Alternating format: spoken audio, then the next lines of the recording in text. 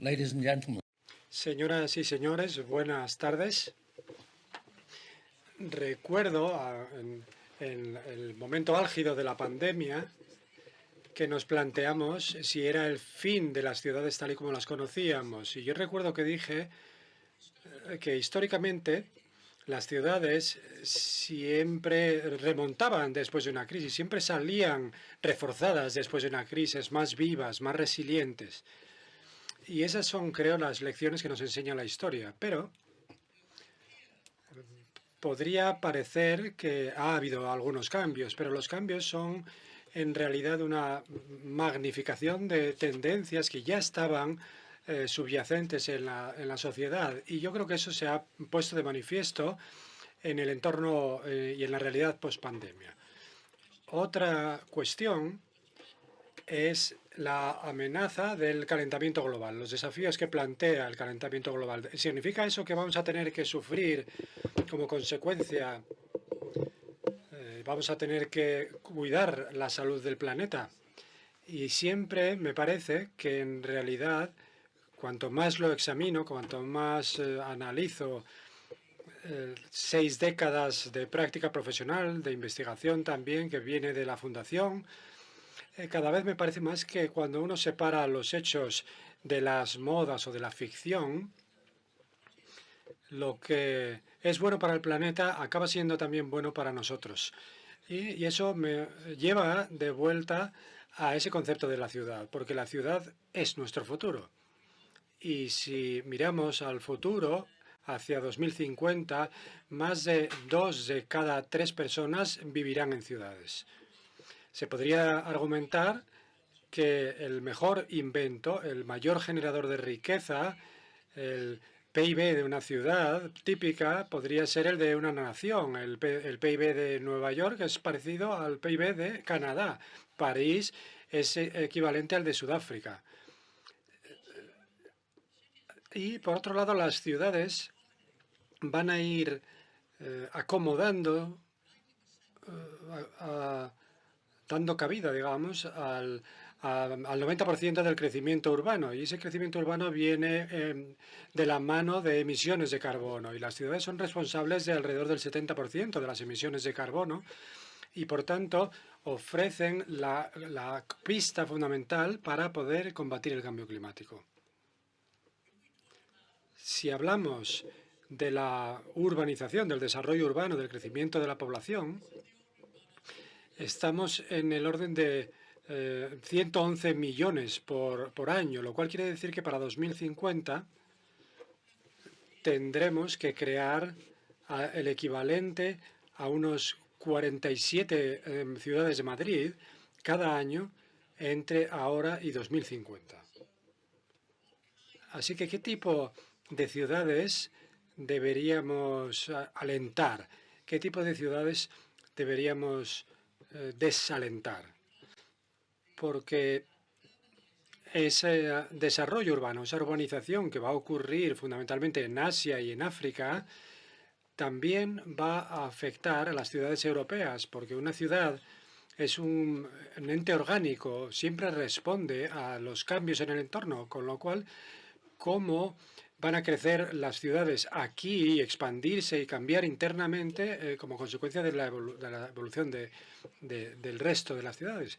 Si analizamos los dos tipos de ciudades de una forma muy simplista, hay ciudades, hay híbridos de todas ellas, de esas dos alternativas, pero tenemos por un lado la ciudad compacta que es de alta densidad, y la alta densidad puede ser Nueva York, pero no necesariamente significa construir a lo alto. Madrid es una ciudad de alta densidad con alturas medias, muy amigable para el peatón, tiene vecindarios, tiene una zona histórica, tiene todas esas características de una ciudad compacta ideal.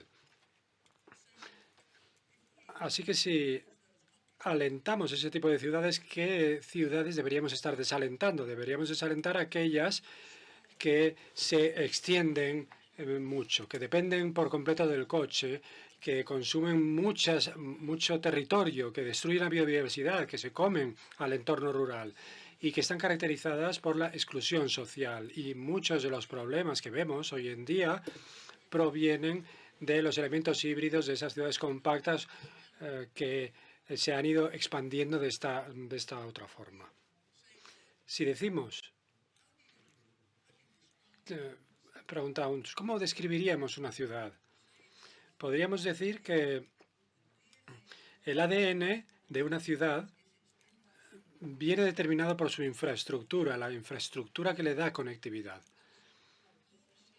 y más asociado con la ingeniería, digamos, con abstracciones frías, digamos. Pero la realidad es que la infraestructura o los espacios públicos, las calles, los bulevares, los metros, los parques, está todo relacionado con la conectividad. Ese ADN no es una estadística fría, sino que es una realidad.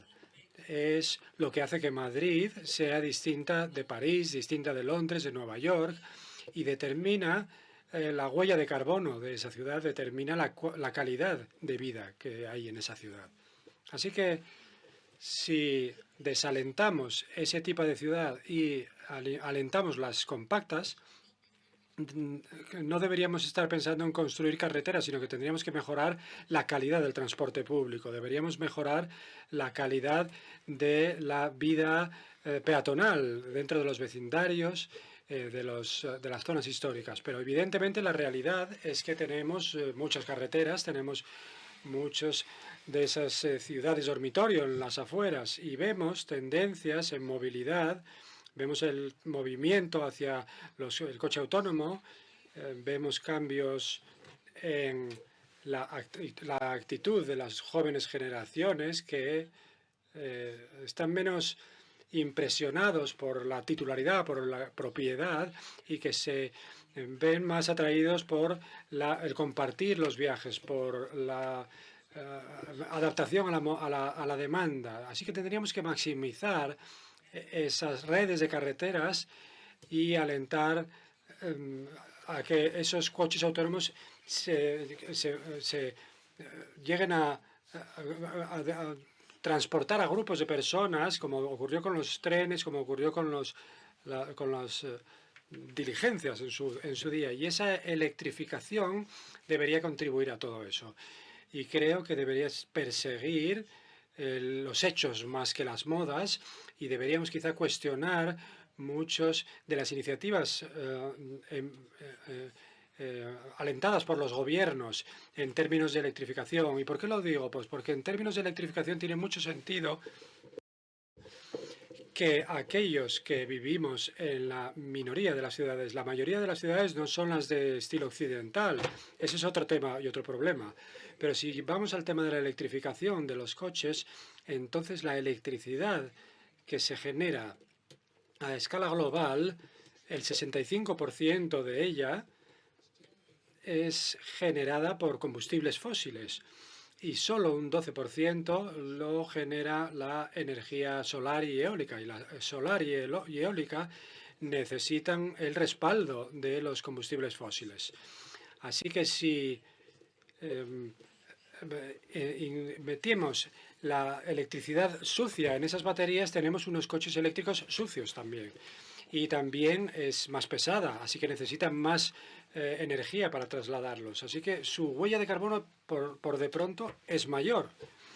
No hemos abordado por completo todas esas implicaciones en términos de infraestructura. Es interesante destacar que el vehículo eléctrico no es nada nuevo.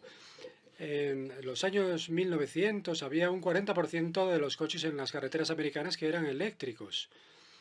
Y el coche autónomo, el coche sin conductor, hay imágenes fascinantes de los años 50, donde vemos a una familia en un coche que se conduce por sí solo de forma robótica en las autopistas americanas.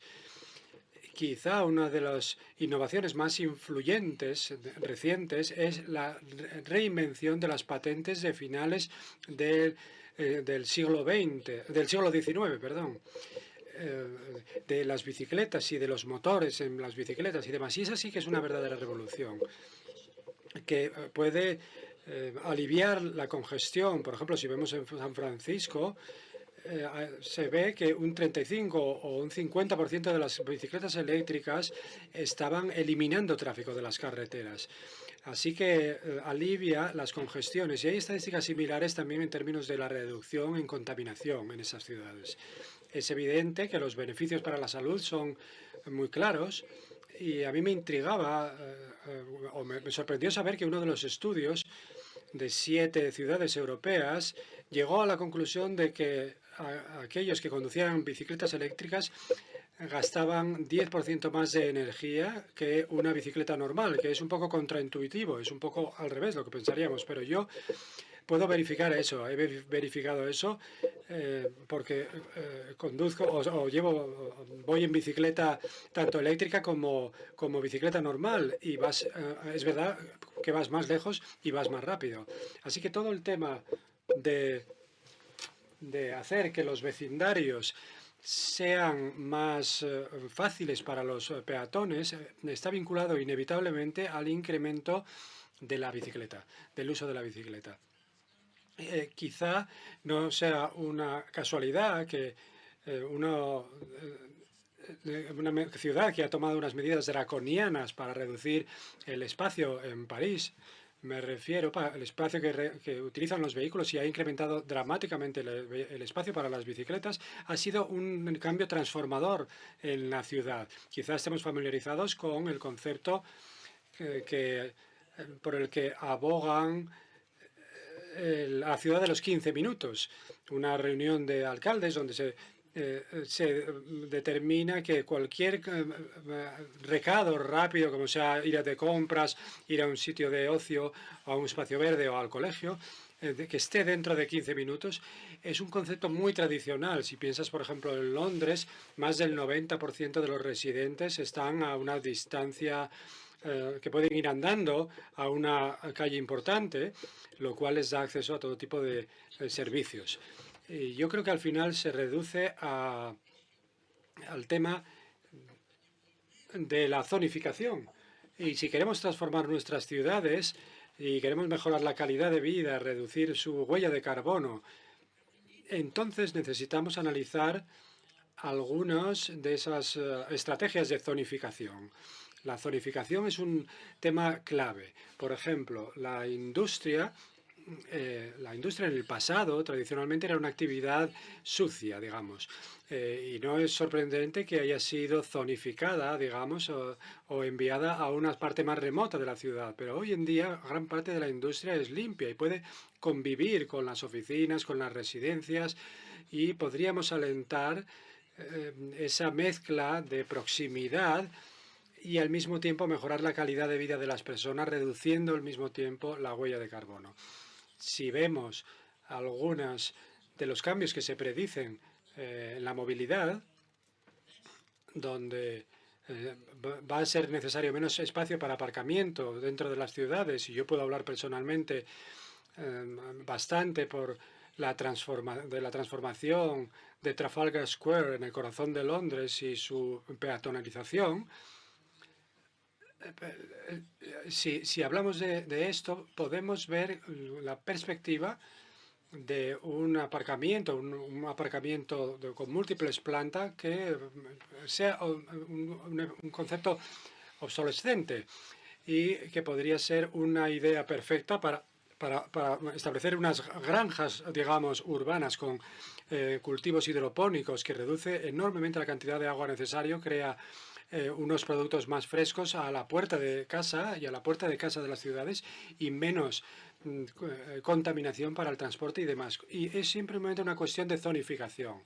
Si hablamos de las tendencias al comienzo, del comienzo de los puestos de trabajo, hemos visto cómo se ha incrementado la prosperidad de aquellos puestos de trabajo, aquellos lugares de trabajo que eran progresistas en aquel momento en que se crearon con una visión centrada en un entorno saludable, en unas instalaciones sociales y de ocio, y donde hay un creciente mercado en las ciudades para ese tipo de edificios actualizados que son mejores en términos de salud, de dimensión social y de conectividad.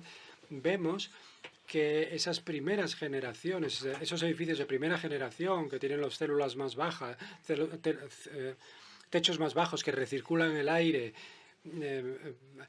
vemos que nos deshacemos de esos espacios desperdiciados, esos espacios muertos o vacíos.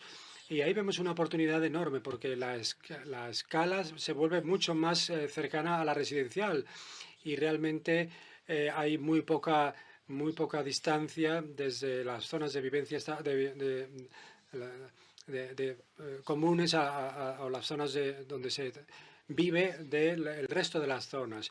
Y esas residencias, por ejemplo, en el centro de las ciudades, si la legislación permitiera conceder ese privilegio a cambio y asignar un porcentaje de eso a los trabajadores esenciales, esas personas que no pueden trabajar desde casa y que sin embargo tienen los médicos, las enfermeras, los bomberos, los policías, que pudieran estar más cerca de su trabajo, porque en muchas ciudades ahora mismo se les está enviando fuera de la ciudad y tienen que migrar a las zonas, a las zonas periféricas, donde es más barato y donde también en términos de patrones sociales tienen un comportamiento distinto.